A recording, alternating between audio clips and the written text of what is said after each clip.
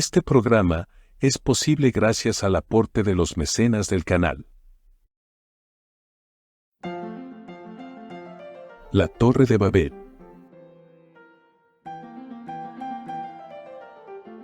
La historia de la francmasonería.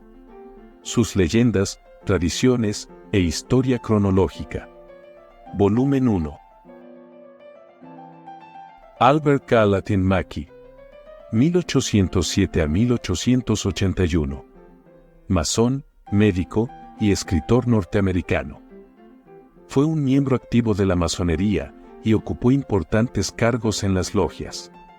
Su contribución a la orden fue muy significativa por medio de sus libros, enciclopedias, revistas y otras publicaciones masónicas.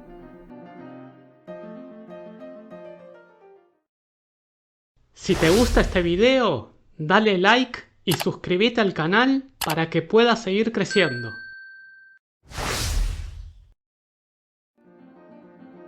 Capítulo 11.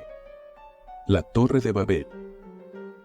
A diferencia de la leyenda de Hermes, la historia de la Torre de Babel aparece en el poema Halliwell, lo que demuestra, si mi teoría sobre el origen de ese poema es correcta, que la leyenda no estaba limitada en un periodo antiguo a los masones ingleses. En el segundo de los dos poemas, que anteriormente dije que están unidos en un solo manuscrito, la leyenda de Babel o Babilonia es así dada. Líneas 535 a 550. Puedes oír como yo leo, que muchos años después, por gran temor, que el diluvio de Noé aún llovería, la Torre de Babilonia fue comenzada, como un simple trabajo de cal y piedra, como cualquier hombre debe ver. 7 millas de altura hacen sombra al sol. El rey Nabucodonosor la hizo hacer, con gran fuerza por el bien del hombre, aunque tal diluvio volviera a venir, sobre la obra no debería llegar. Porque tenían tan alto orgullo, con fuerte jactancia, todo ese trabajo por lo tanto se perdió. Un ángel los golpeó de tal manera con diversas palabras, que ninguno sabía lo que el otro debía decir. Las afirmaciones de esta leyenda de Halliwell son muy escuetas, y no es posible decir con alguna certeza de dónde derivó el escritor su información.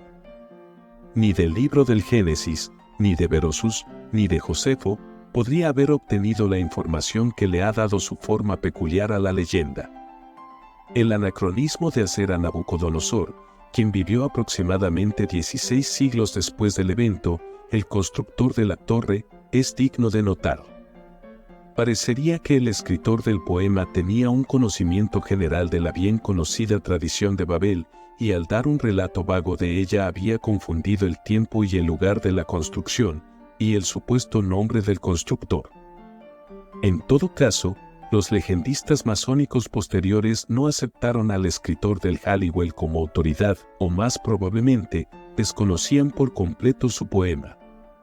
No ejerció ninguna influencia sobre los manuscritos posteriores.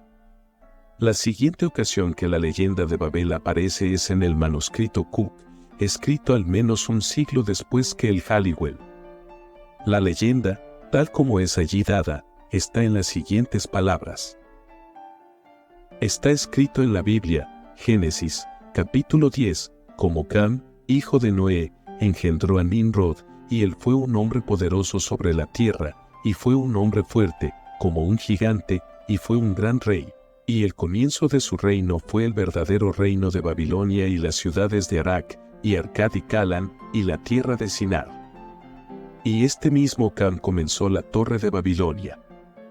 Nota. La palabra Nimrod había sido escrita primero en el manuscrito, luego borrada, y la palabra Cam insertada. Pero esta corrección es en sí incorrecta e incongruente con el resto de la leyenda. Y enseñó a sus trabajadores el oficio de la medida. Nota. El autor del manuscrito había sostenido previamente que medida y geometría eran idénticas. Por lo tanto, el oficio de la medida significa el oficio de la geometría, y geometría se supuso siempre que era lo mismo que masonería. Y tuvo con él muchos masones, más de 40,000, y los amó y cuidó bien, y está escrito en el Policronicón y en el Maestro de las Historias y en otras historias más, y esto lo confirma la Biblia en el mismo capítulo 10, donde dice que Asur estaba emparentado con Nimrod. Nota: originalmente escrito Cam, luego borrado e insertado Nimrod. Y salió de la tierra de Sinar, y construyó la ciudad de Nínive y Plateas, y otras más. Así él dijo: de esa tierra y de Sinar, Asur salió y construyó las ciudades de Nínive y Plateas, y también Cala y Jesús entre Nínive, y esta es la gran ciudad. La razón requiere que contemos abiertamente cómo y de qué manera los deberes de la masonería fueron fundados por primera vez, y quién le dio primero el nombre de masonería. Y debéis saber bien que está contado y escrito en el Policronicón, y en Metodio, obispo y mártir, que Asur, que era un noble señor de Sinar, envió a Nimrod el rey para que le enviara masones y trabajadores de oficio que pudieran ayudarlo a construir su ciudad, que tenía la intención de hacer. Y Nimrod le envió 3000 masones. Y cuando debían ir, él los llamó ante él y les dijo: deben ir a mi primo Asur para ayudarlo a construir una ciudad, pero asegúrense de estar bien gobernados, y les daré un deber beneficioso para ustedes y para mí. Y recibieron el deber de él, que era su maestro y señor, y fueron a Asur y construyeron la ciudad de Nínive en el país de Plateas, y otras ciudades más, que los hombres llaman Cale y Yesen, que es una gran ciudad entre Cale y Nínive. Y de esta manera el oficio de la masonería fue promovido por primera vez y cargado como una ciencia. Nos encontramos luego con la leyenda en los manuscritos posteriores, en una forma que difiere poco de la del manuscrito Q. El Doulan, que es el más antiguo de estas constituciones manuscritas, y cuya fecha se supone alrededor del año 1550, ya ha sido impreso en esta obra. Pero para la conveniencia del lector, al comparar las tres formas de la leyenda, todo lo que se refiere a la leyenda de Babel es insertado de nuevo. Está en estas palabras, las cuales, debe ser remarcado, son seguidas muy de cerca por todos los manuscritos posteriores hasta principios del siglo XVIII. En la construcción de la Torre de Babel, allí se hizo por primera vez mucho uso de la masonería. Y el rey de Babilonia, que se llamaba Nimrod, era él mismo un masón y amaba mucho la ciencia, según es dicho en los maestros de las historias. Y cuando la ciudad de Nínive y otras ciudades del este iban a ser construidas, Nimrod, el rey de Babilonia, envió allí a 30 de masones a petición del rey de Nínive, su primo. Y cuando los envió, les dio un deber de esta manera. Y esta fue la primera vez que los masones tuvieron algún deber de su ciencia. Al comparar las tres formas de la leyenda babilónica que aquí han sido citadas, es decir, como son dadas en los manuscritos Halliwell, Cook y Doulan, detectaremos fácilmente que hubo un crecimiento gradual de los detalles, hasta que la leyenda eventualmente tomó la forma que durante mucho tiempo fue aceptada por el oficio. En el poema Halliwell la leyenda es muy breve, y por su terminación abrupta daría la impresión al lector que la masonería no tuvo parte en la construcción de la Torre de Babel, cuyo único efecto fue producir una confusión de lenguas y la dispersión de la humanidad. Fue solo muchos años después que el oficio de la geometría, o masonería, fue enseñado por Euclides. De hecho, la tendencia general de la leyenda del Halliwell es rastrear el origen de la masonería hasta Euclides y los egipcios. En su relato de la Torre de Babel, el escritor del poema Halliwell parece haberse basado únicamente en la narrativa bíblica, aunque ha confundido a Nabucodonosor, el reparador de Babilonia, con Nimrod, su fundador original. Pero el escritor del manuscrito Cook tomó los detalles de la leyenda de otra fuente. Solo unos pocos años antes de la composición de este manuscrito, Gaston había publicado, y así puesto en manos de los masones ingleses, la traducción de Trevisa del Policronicón de Ranulf Higden, o Historia Universal. De este libro, rico en materiales para la composición legendaria, el escritor del manuscrito Cook se valió fácilmente. Él mismo reconoce honestamente esto en varios lugares. Y aunque cita como otras autoridades a Heródoto, Josefo y Metodio, es muy evidente que no sabe nada de estos historiadores, excepto por las citas que hace de ellos el monje Higden en el Policronicon. Los masones ingleses ya estaban, probablemente, familiarizados con la leyenda en la forma imperfecta en que es dada en el poema Halliwell. Pero por la forma que asumió desde la época de la composición del manuscrito Cook, y que fue adoptada en el Doulan y en todos los manuscritos posteriores, el oficio estuvo, creo, indudablemente en deuda con el Policronicon del monje de Chester, a través de su traducción por Trevisa y su publicación por Caston. Hay otras dos formas de la leyenda babilónica, de fecha posterior, que deben ser leídas antes de que podamos entender completamente el desarrollo de esa leyenda.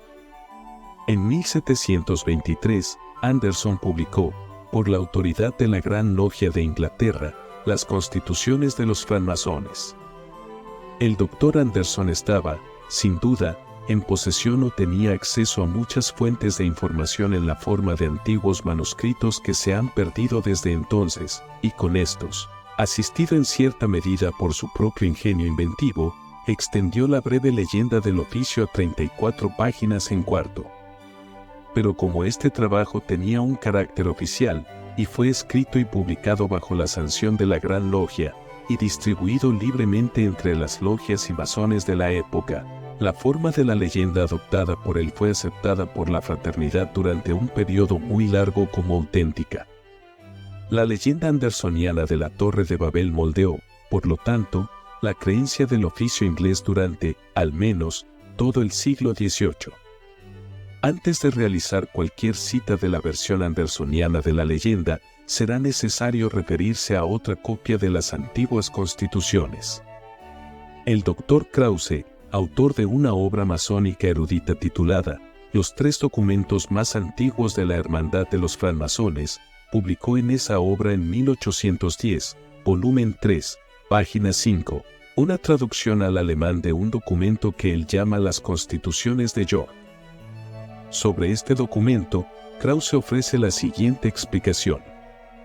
Dice que el hermano Schneider, de Altenberg, tenía una comunicación escrita del hermano Botger, quien afirmó que, en el año 1799, había visto en Londres una copia de las Constituciones de York en un manuscrito muy antiguo, que constaba de 107 hojas en folio grande, casi un tercio de las cuales no había podido leer, porque estaba escrito en inglés antiguo, y por lo tanto se vio forzado a emplear a un erudito inglés como intérprete.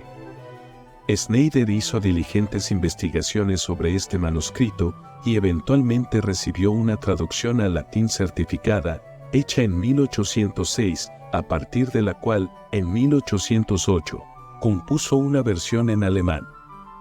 Krause supone que este documento es un ejemplar genuino de las constituciones promulgadas en York, en 926. El manuscrito original, sin embargo, nunca ha sido encontrado. No se hace referencia a él en ninguno de los registros de la antigua Gran Logia de York, y parece haber permanecido en una misteriosa oscuridad, hasta que fue visto en 1799 por este hermano Botger durante una visita a Londres. Por estas razones, Finden lo considera un documento espurio. El hermano Woodford, que no hay nadie más competente para juzgar cuestiones de este tipo, no asiente a esta opinión, pero teniendo sus dudas, piensa que el asunto debería permanecer en suspenso por el momento. El hermano Hughan, otro crítico competente, cree que es probablemente una compilación de principios del siglo XVIII.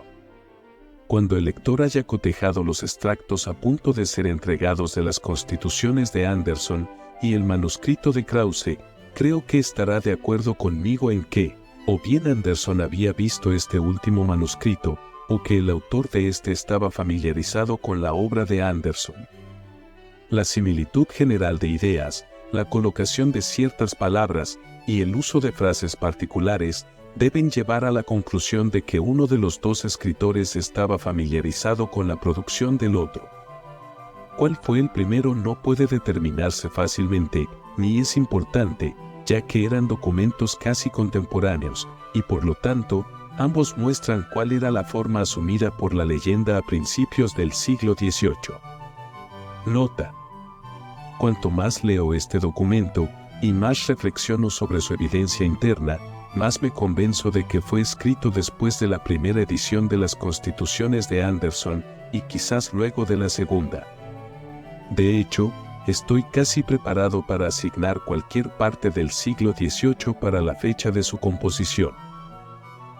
La versión de Anderson de la leyenda babilónica es la siguiente. Constituciones, primera edición, página 3. Alrededor de 101 años después del diluvio, encontramos un vasto número de ellos, los descendientes de los hijos de Noé, si no toda la raza de Noé, en el valle de Sinar, empleados en construir una ciudad y una gran torre, con el fin de hacerse un nombre y prevenir su dispersión. Y aunque llevaron a cabo la obra a una altura monstruosa, y por su vanidad provocaron a Dios para confundir sus planes, al confundir su habla, lo que provocó su dispersión. Sin embargo, su habilidad en la masonería no debe dejar de ser celebrada, habiendo dedicado más de 53 años en esa prodigiosa obra, y con su dispersión llevaron consigo el gran conocimiento a partes distantes, donde encontraron su buen uso en el establecimiento de sus reinos, comunidades y dinastías. Y aunque posteriormente se perdió en la mayor parte de la tierra, fue especialmente preservado en Sinar y Asiria, donde Nimrod, el fundador de esa monarquía, luego de la dispersión construyó muchas ciudades espléndidas, como Erech, Akkad y Calne, en Sinar, de donde después salió hacia Asiria y construyó Nínive, Rehobot, Cale y Rezin. En estas partes, sobre el Tigris y el Éufrates, florecieron posteriormente muchos sacerdotes y matemáticos eruditos, conocidos por los nombres de caldeos y magos, que preservaron la buena ciencia, la geometría, ya que los reyes y grandes hombres fomentaron el arte real. El manuscrito de Krause, o las supuestas constituciones de York, presenta la leyenda babilónica de la siguiente manera. Nota: véase en los antiguos deberes de los francmasones británicos, de Hugan, página 80. Debe recordarse que se trata allí de una versión inglesa del alemán, que había sido traducida de una traducción en latín del inglés antiguo original, como se mencionó anteriormente. He corregido algunos errores en la traducción de los antiguos deberes, cotejándolos con el alemán de Krause. 2 generaciones después de Noé, sus descendientes, orgullosos de su conocimiento, construyeron en una llanura, en la tierra de Sinar, una gran ciudad y una alta torre de cal, piedras y madera, con el fin de que pudieran habitar juntos, bajo las leyes que su ancestro Noé había dado a conocer, y para que los nombres de los descendientes de Noé fueran preservados para siempre.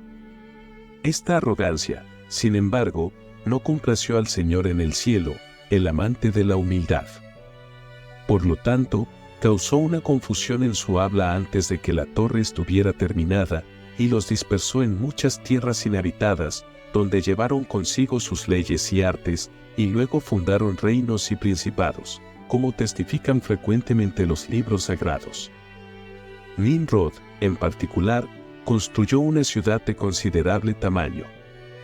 Pero el hijo de Noé, Sem, permaneció en Ur, en la tierra de los caldeos, y propagó el conocimiento de todas las artes y ciencias en el extranjero, y también enseñó a Peleg, Serug, Nahor, Teraj y Abraham, el último de los cuales conocía todas las ciencias y tenía conocimiento, y continuó instruyendo a los hijos de los hombres nacidos libres, de donde surgieron después los numerosos sacerdotes y matemáticos eruditos, que han sido conocidos con el nombre de los sabios caldeos. Ahora, tenemos 5 documentos diferentes presentando 3 formas diferentes de la leyenda de la Torre de Babel. 1. El poema Halliwell. Esta leyenda resume brevemente los hechos de la construcción de la torre y la interrupción subsiguiente del trabajo por la confusión de lenguas y la dispersión de los constructores. Por un anacronismo, Nabucodonosor es designado como el monarca que dirigió la construcción. Ni una palabra es dicha sobre la institución de la masonería en ese tiempo. De hecho, la teoría del manuscrito Halliwell parece más bien ser que la masonería fue enseñada, muchos años después, por primera vez en Egipto por Euclides. La forma de la leyenda nunca fue aceptada por los masones operativos del gremio, ciertamente no después del final del siglo XV. 2. Los manuscritos Cook y posteriores.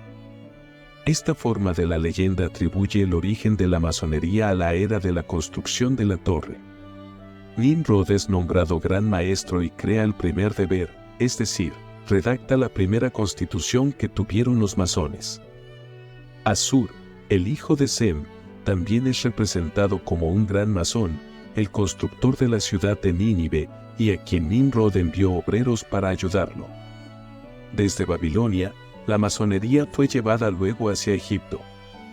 Esta forma de la leyenda, presentada por primera vez en el manuscrito Cook, y seguida casi literalmente en el Doulan, y todas las constituciones manuscritas que le siguieron, parece haber encarnado la creencia predominante de la fraternidad hasta aproximadamente el fin del siglo XVII o el principio del siglo XVIII.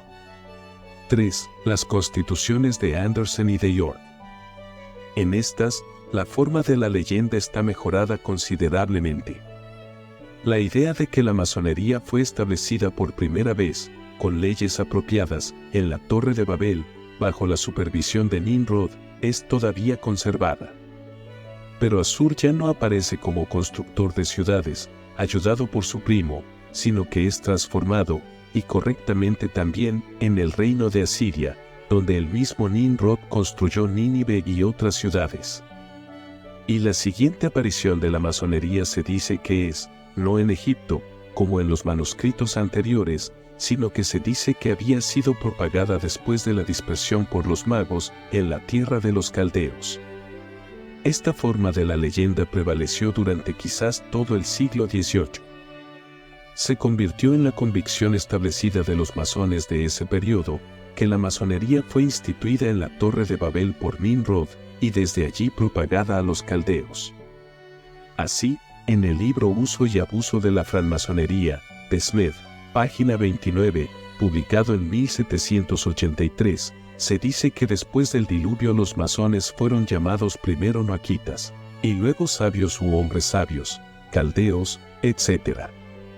Y Norduk, que en 1784, por orden de la Gran Logia, publicó una edición de las Constituciones muy superior a la de Anderson, dice en la página 11, que Nimrod fundó el imperio de Babilonia, y que bajo él florecieron esos matemáticos eruditos, cuyos sucesores fueron llamados magos u hombres sabios. Pero hacia finales del siglo XVIII, o quizás aún más tarde, a principios del XIX, este relato legendario del origen de la francmasonería comenzó a ser repudiado, y fue sustituido por otro, en contradicción con los antiguos manuscritos. Ya no se creía que la masonería se había originado en la Torre de Babel. El Templo de Jerusalén fue considerado como el lugar de su nacimiento. Y Salomón, y no Nimrod, fue llamado el primer gran maestro. Aceptando esta leyenda, como aceptamos las otras leyendas de la masonería, que en palabras de Oliver, Landmarks Históricos, volumen 1, lección 1, página 53, tienen derecho a ser consideradas, aunque su autenticidad pueda ser negada y su ayuda rechazada, afirmamos que en la actualidad la leyenda babilónica ha asumido la presente forma. Antes del diluvio, hubo un sistema de instrucción religiosa que, debido a la semejanza de su carácter legendario y simbólico con el de la francmasonería, ha sido llamado por algunos autores masonería antediluviana. Este sistema fue preservado por Noé, y después del diluvio fue comunicado por él a sus descendientes inmediatos.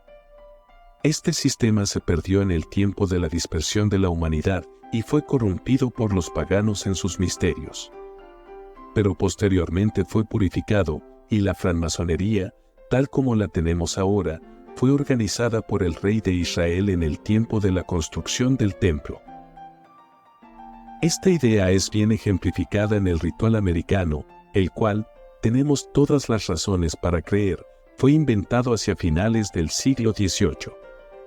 En este ritual, gran parte del cual, sin embargo, se está perdiendo o volviéndose obsoleto, debido a las imperfecciones inevitables de la transmisión oral, se supone que el aspirante representa a alguien que está viajando desde la ceguera intelectual del mundo profano hacia la luminosidad de la masonería, en cuyo ámbito espera encontrar la luz y la verdad, cuya búsqueda está representada por su iniciación. Este viaje simbólico se supone que comienza en la Torre de Babel, donde, en palabras del ritual, el lenguaje fue confundido y la masonería se perdió, y termina en el Templo de Salomón, donde el lenguaje fue restaurado y la masonería fue encontrada.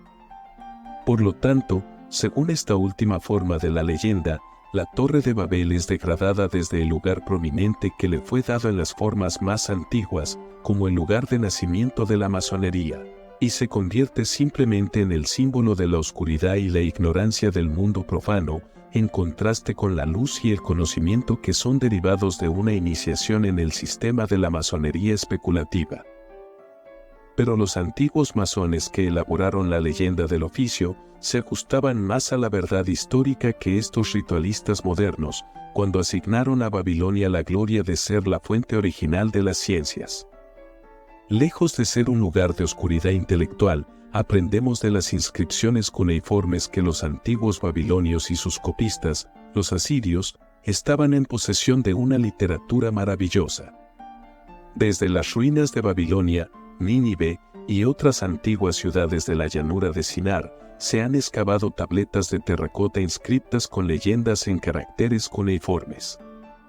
La interpretación de este alfabeto y lenguaje alguna vez desconocidos ha cedido al genio y los trabajos de eruditos como Grotefend, Botta, Layard y Rawlinson.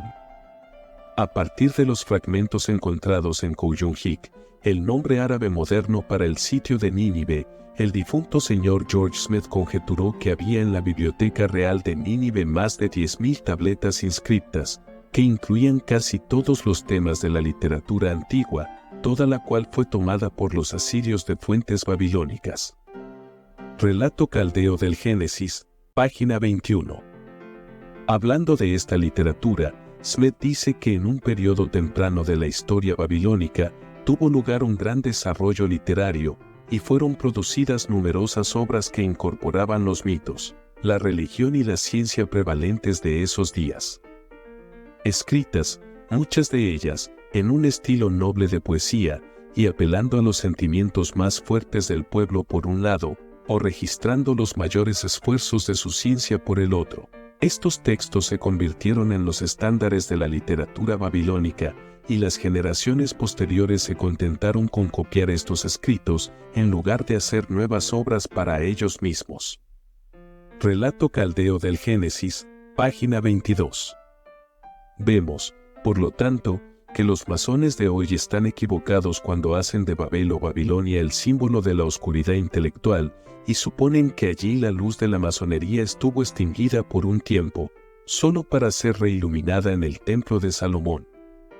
Y, nuevamente, la leyenda del oficio reivindica su carácter, y viste correctamente un hecho histórico en lenguaje simbólico, cuando retrata a Babilonia, que fue indudablemente la fuente de toda la ciencia y arquitectura semítica, como también el lugar de nacimiento de la masonería operativa.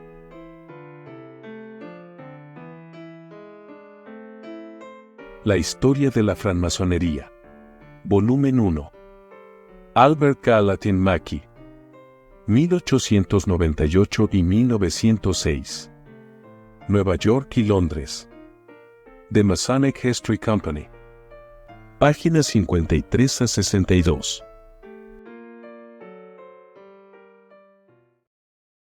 Si te gustó el video, dale like, suscríbete al canal y activa todas las notificaciones para que puedas seguir descubriendo los secretos de la masonería.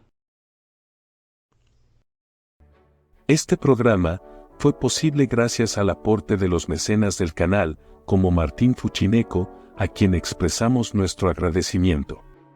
Si quieres convertirte en mecenas, puedes hacerlo en Patreon, una plataforma muy fácil y segura de usar. Visita patreon.com Diego Figueroa y selecciona el nivel que prefieras para acceder a nuestros beneficios. También puedes realizar tu aporte voluntario por medio de PayPal.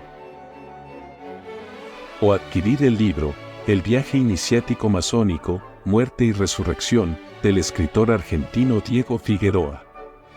Una nueva interpretación de la masonería, que revelará el secreto iniciático que se oculta detrás de sus símbolos y rituales. Disponible en Amazon.